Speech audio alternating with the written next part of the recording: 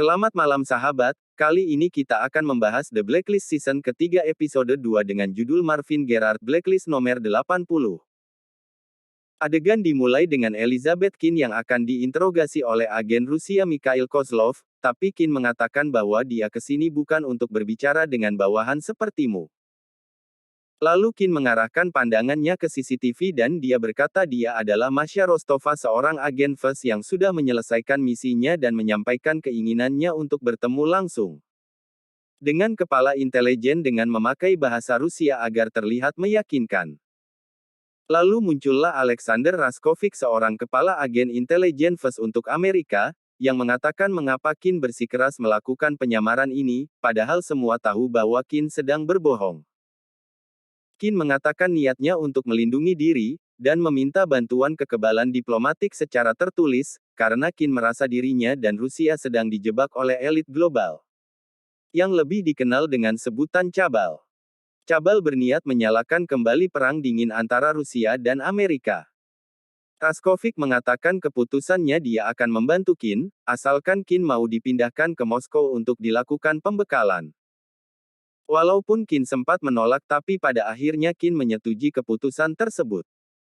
Setelah itu scan berganti pada Reddington yang menemui pria yang bernama Connie, seorang diplomat kedutaan besar Rusia. Reddington mengatakan kejahatan apa saja yang telah diperbuat Connie, dan berniat membeberkan itu ke media, bila Connie tidak menuruti keinginannya. Reddington ingin Connie melaporkan segala pergerakan yang terjadi dalam kedutaan besar Rusia. Lalu tak lama Connie mendapatkan panggilan yang memberitahukan bahwa Elizabeth Keen akan dipindahkan ke Moskow atas perintah Kremlin.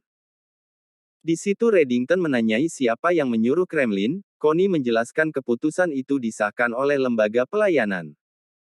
Dan Reddington menyadari nama Fitsin. Scan berpindah pada agen Keen yang akan dipindahkan melalui mobil, dan tak lama sang sopir menelpon Mates. Mates mengatakan kalau anggotanya akan menjemputnya di bandara. Nampak wrestler di sana yang mencoba menghadang mobil dari Elizabeth Keen, tapi Navabi memperingatkannya, kedutaan Rusia bukanlah wilayah Amerika, menentangnya sama saja dengan invasi bersenjata yang akan menimbulkan perang. Lalu wrestler membiarkan Keen pergi.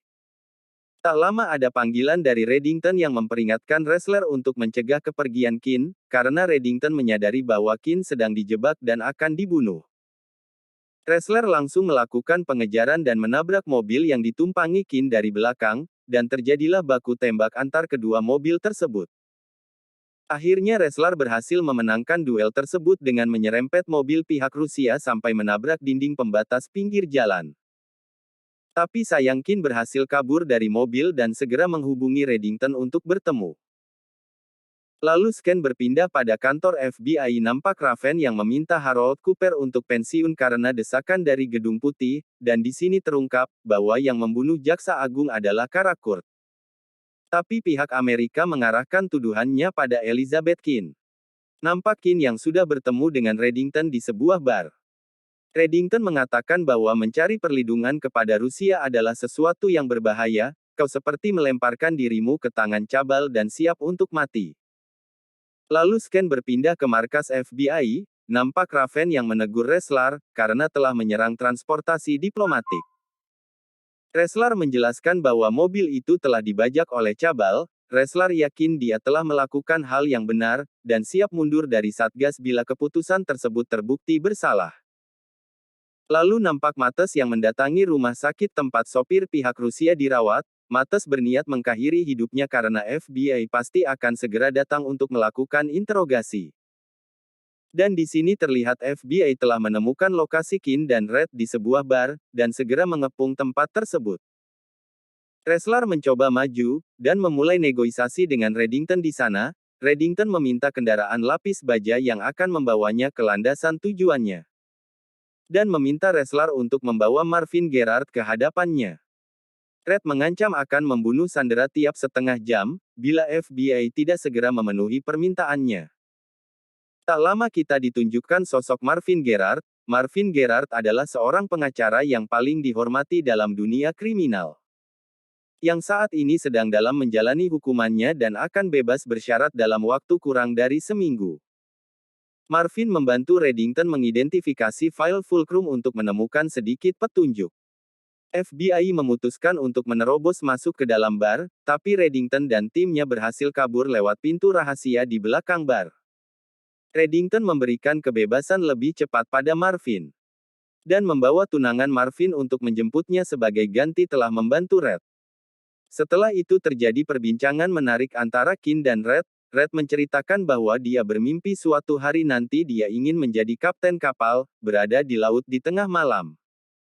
Navigasi dan bintang-bintang, lalu Red menegaskan orang-orang yang kau bicarakan, orang-orang yang berpikir bahwa mereka mengenalmu, sungguh mereka sama sekali tak tahu apa-apa tentangmu. Aku tak pernah mengatakan pada siapapun sebelumnya, dan Red tersenyum tipis.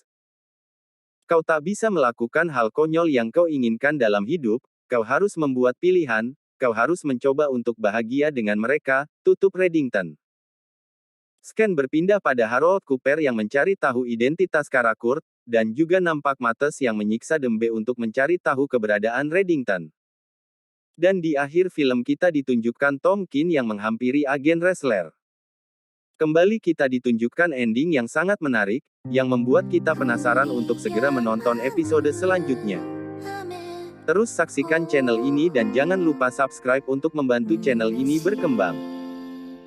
Terima kasih sahabat atas waktunya, sekian video saya kali ini, kelak kita akan menyadari, bahwa ada hal-hal yang telah digariskan.